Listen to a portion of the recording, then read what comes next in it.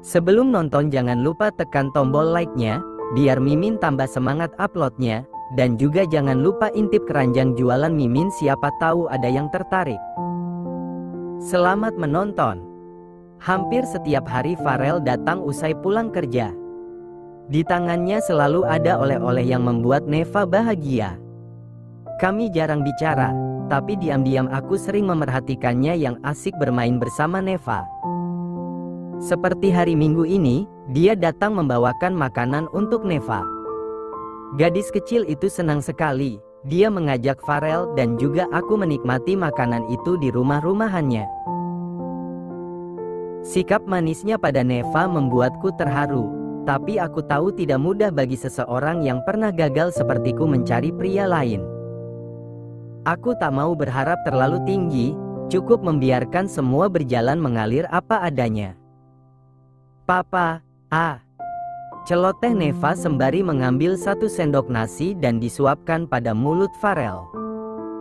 Aku tertawa, melihat nasi yang berserakan di sekitar bibir pria itu. Kamu elapin, dong, pakai tisu, bujuk Farel seraya menyodorkan wajahnya. Nih, elap sendiri. Aku menyerahkan satu lembar tisu di tangannya. Duh, Wonder Woman gak romantis. Aku hanya menyembunyikan tawa dengan melahap makanan lagi. Anak kamu manis, tapi emahnya judes. Farel bergumam sendiri. Tapi aku suka. Lanjutnya lagi yang membuatku terpana. Masa baru kenal langsung suka, nanti kamu nyesel. Aku menjawab ucapannya, menahan degup yang tak beraturan. Kamu pernah dengar kata-kata gini nggak?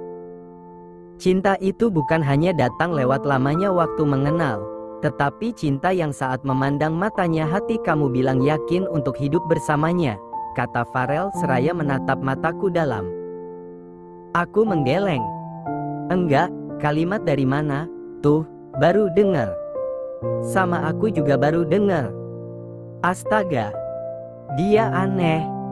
Kalau Neva minta aku jadi papa benerannya, kamu mau? Enggak tahu. Pikirin dong. Kan cocok tuh, Wonder Woman nikah sama Superman, nanti anaknya jadi pahlawan bertopeng. Hahaha. Farel menirukan gaya pahlawan bertopeng di kartun Shinchan yang dulu sering aku saksikan. Aku tergelak, tak kuasa menahan tingkahnya yang kocak. Alhamdulillah, aku serasa tukul, bisa bikin orang ketawa, ucapnya lagi melihat aku yang tertawa sampai menitikkan air mata. Usai makan mereka melanjutkan permainan, aku hanya duduk sembari memegang ponsel, melihat unggahan-unggahan Feby dan Mas Agam yang membuatku geli. Ponselku bergetar, panggilan dari Pak Satpam yang sedang berjaga di depan rumah. Kenapa dia menelpon, ya? Halo, Pak. Non, keluarga aneh yang kemarin datang lagi. Mereka bawa banyak orang sambil nunjukin rumah ini. Aku tersedak kaget, lalu berlari cepat menuju pintu garasi yang berhadapan langsung dengan pagar. Aku mengintip di balik pintu, Pak Satpam benar, di depan gerbang keluarga cemara itu datang lagi bersama geng gibah mama. Ya Tuhan, mereka mau apa lagi? Zelia baru akan datang lusa, kenapa mereka kesini sekarang? Gimana, Non? Saya langsung usir aja atau suruh masuk? Jangan suruh masuk, Pak. Samperin aja, berdiri dekat mereka, teleponnya jangan dimatiin, cukup loudspeaker supaya saya bisa dengar percakapan mereka. Oke, siap Non. Pak Satpam maju beberapa langkah hingga berdiri berhadapan dengan Mas Agam hanya berbatas pagar besi, ponsel itu tetap ada dalam genggamnya. Heh, Satpam, kamu nggak bukain pintu mulu, bener-bener mau saya pecat? Hardik Mas Agam begitu melihat Pak Satpam mengahampiri. Maaf, calon tuan besar. Tapi Nyonya Zelia pesan. Selama dia belum kembali dari London, tidak ada tamu yang boleh masuk. Aku terkikik geli, memuji kepintaran sandiwara Pak Satpam. Ucapan Pak Satpam yang mengatakan calon tuan besar membuat mereka berdecak kagum. Hebat, calon mantu kamu orang kaya semua, Yun. Lah iya, kita, kan, keluarga ningrat, jadi emang pantasnya dapetin orang kaya. Calon suami si Feby juga pengusaha, kayaknya rumah dia lebih gede dari ini.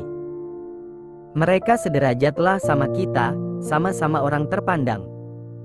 Makanya kemarin si Zia enggak pantas jadi mantu, muka susah, mau turun dari mobil mewah, tetep aja statusnya babu. Iya, bener. Berarti jadi, iya, mau bikin syukuran gede-gedean. Jadi, dong. Nanti pas Zelia pulang, saya mau bikin syukuran buat nyambut para calon mantu. Kalian undang aja orang satu komplek. Gampang itu mah, tinggal teriak pakai toa juga semuanya kumpul. Rumah gede kayak gini pasti ada kolam renangnya. Nanti saya numpang berenang, ya? Gampang, nggak cuma berenang, entar kita gibah di sini jangan lagi di warung Bu Tejo. Setuju. Mereka kompak berteriak. Sekarang udah pada lihat rumah calon istri saya, kan ibu-ibu? Kita pulang, nanti pas lamaran kesini lagi, saya nggak mau kemagriban terus ketemu Kunti. Pantes aja si Zia jadi babu tapi banyak uang, rumah majikannya aja gede kayak gini. Gumam Bu Lastri yang berdiri di samping Mas Agam. Kalau rumah calon suami kamu yang mana, Feb? Tanya Bu Nina pada Feby yang tampak bingung. Oh itu, nanti aku tanyain sama Soraya dulu. Kumpulan ibu-ibu itu ikut bingung, tapi mereka patuh saja mengikuti perintah dari Mas Agam yang membubarkan mereka dari rumah ini. Sepertinya aku harus menyiapkan pesta khusus di hari lamaran Mas Agam nanti, karena pasti bukan hanya keluarga cemaranya yang akan datang, tetapi juga geng gibah cemara yang kompak itu. Aku baru tiba di kantor, saat seseorang yang tak aku kenal menghubungi. Halo, ini Mbak Zia? Mantan menantu Bu Yuni yang jadi babu itu? Cerocos suara di seberang sana. Ini pasti salah satu tetangga di komplek perumahan Mas Agam yang kuberi nomor ponsel kemarin. Iya, Bu. Ini Zia. Ini dengan siapa? Ya ampun, baru juga pergi 2 minggu udah nggak kenal. Ini Bu Lastri, temen gibahnya mama kamu. Mantan mertua, Bu. Aku menegaskan. Oh iya, saya lupa. Zia, kamu udah tahu belum? Si Agam katanya mau nikah sama majikan kamu yang janda kaya banget. Makanya dia mau bikin syukuran besar-besaran nanti, sambil nunggu calon bininya pulang. Dasar tukang gosip. Lancar banget cerita hal kayak gini, nggak ditelepon apalagi ketemu langsung. Bisa puyeng kepalaku dengar ocehannya. Syukurlah, Bu. Semoga aja Mas Agam nggak lagi berhayal, ya. Beneran, Si Agam sampai nunjukin percakapan dia sama majikan kamu ke tetangga. Mereka romantis banget, manggilnya juga Kakanda sama Bidadari. Kayaknya si janda kaya udah kelepak-kelepak sama si Agam, sampai mau ngasih uang 100 juta segala. Apa? Aku terpekik saking terkejutnya. Untung isi chat itu hanya rayuan palsu. Coba kalau bener pakai hati dan Mas Agam sebar ke semua orang, mau ditaruh di mana mukaku, bikin kalimat lebay bin nek itu. Iya beneran. Kemarin saya sama ibu-ibu lain dibawa lihat rumah majikan kamu yang kayak istana. Pantes gaji kamu gede, orang kaya banget majikan kamu. Emang beruntung si Agam dapetin janda kayak gitu. Tapi kenapa si Neva kamu jual ke majikan? Dibayar berapa itu? Astagfirullah. Mereka cerita apa ke para tetangga? Kenapa semuanya bikin aku emosi dan naik darah? Anak saya nggak dijual, Bu.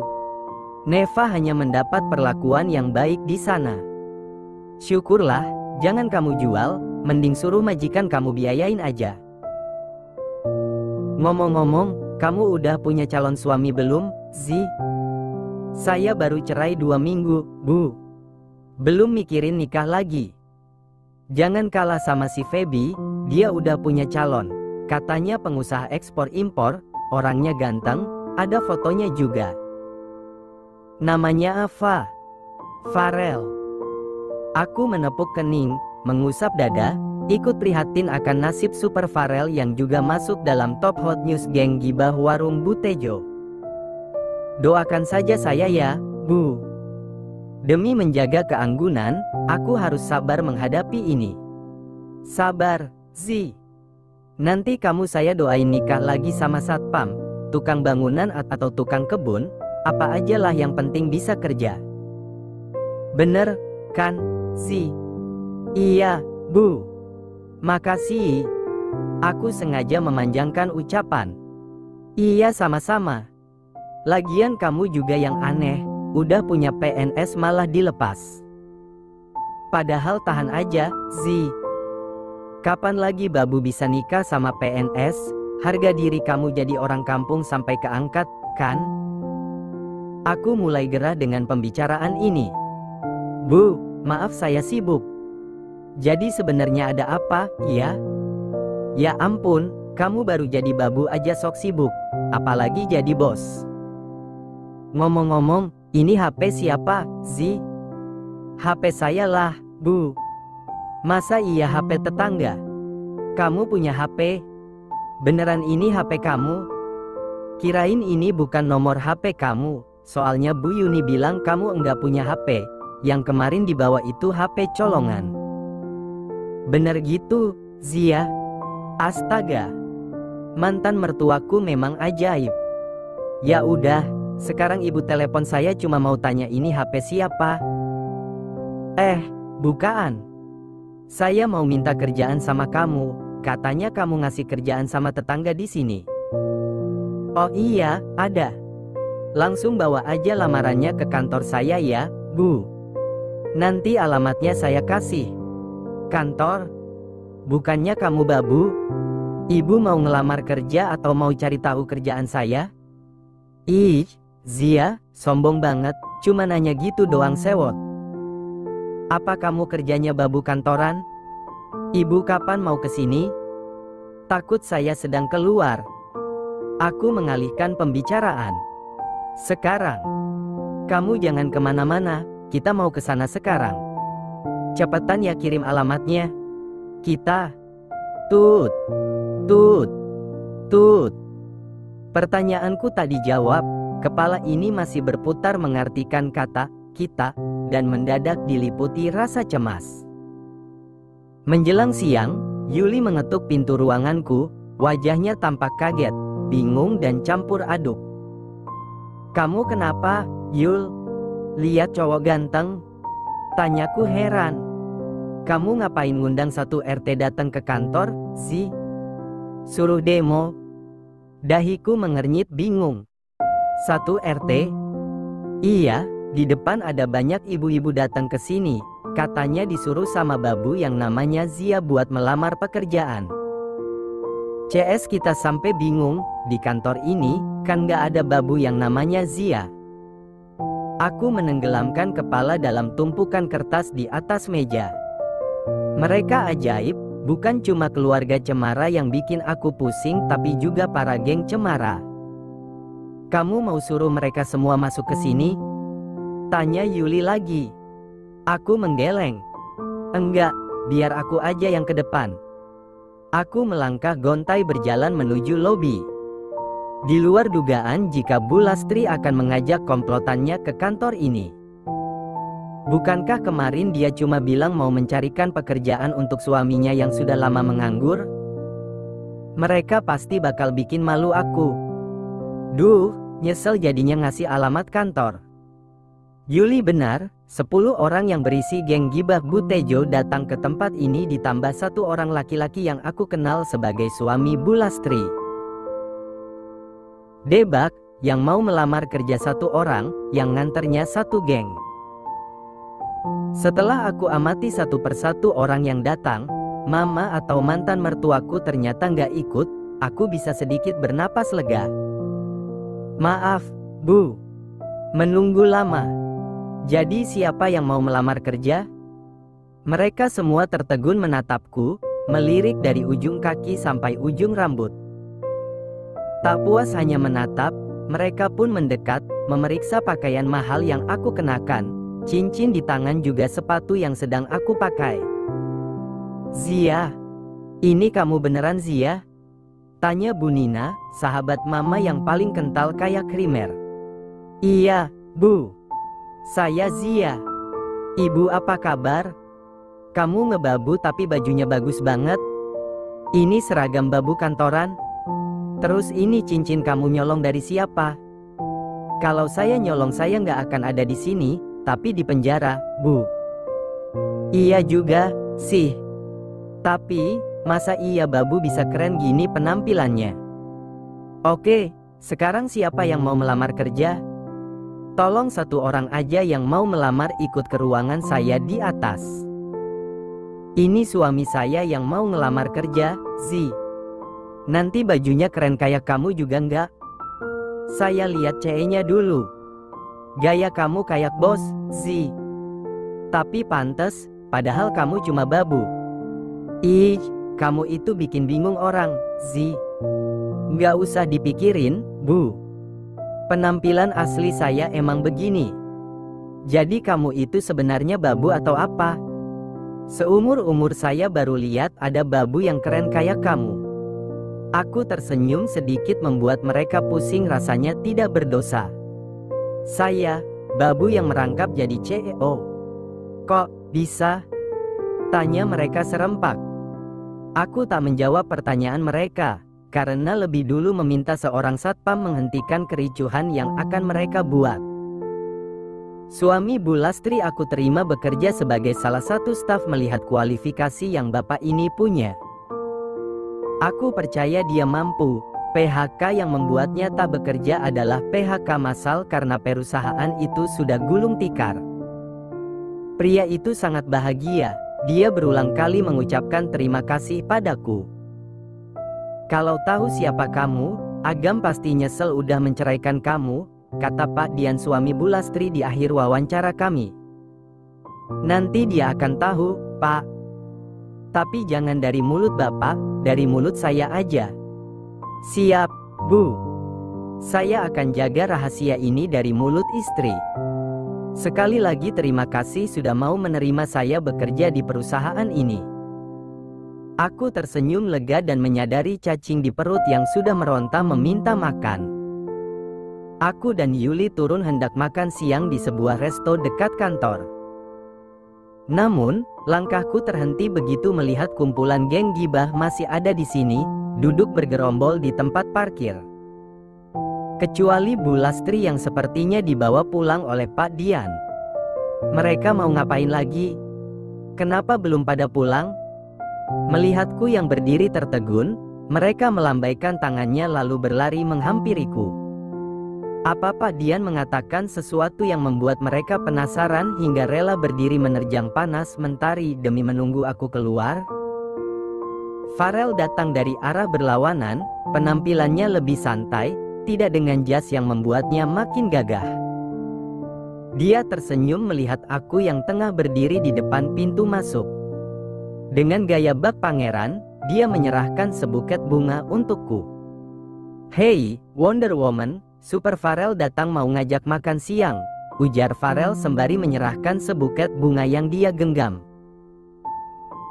Raut wajahnya berubah bingung, melihatku yang berdiri menganga terkejut akan kehadirannya. Dia mengikuti arah pandangku dan melihat sekumpulan ibu-ibu yang sudah berdiri di depan kami. Tak hanya aku, tim gibah itu mendadak bungkam mereka sama tertegun dan melongo setelah berdiri di depanku. "Mereka ibu-ibu yang datang ke rumah kamu kemarin, kan?"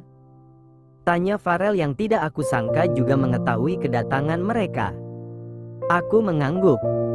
"Jadi mereka yang Rizal sebut geng rusuh?" Aku mengangguk lagi. Semua kejadian ini di luar dugaan. Deretan pertanyaan Farel tak aku hiraukan, karena sedang berpikir keras, kenapa mereka masih menunggu aku keluar. "Kamu tenang aja, biar Super Farel yang hadapi." Farel dengan gayanya yang bak pahlawan, berdiri membelakangiku lalu merentangkan tangannya, seolah akan membantu menahan serangan musuh. Tetapi, itu tak lama, karena detik berikutnya wajah pria itu yang dibuat bingung.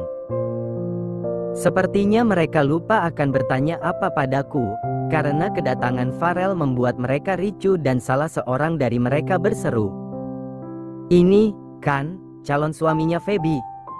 "Iya beneran, wajahnya sama kayak di foto," seru ibu yang lainnya. "Ya ampun ganteng banget, udah gitu gagah lagi.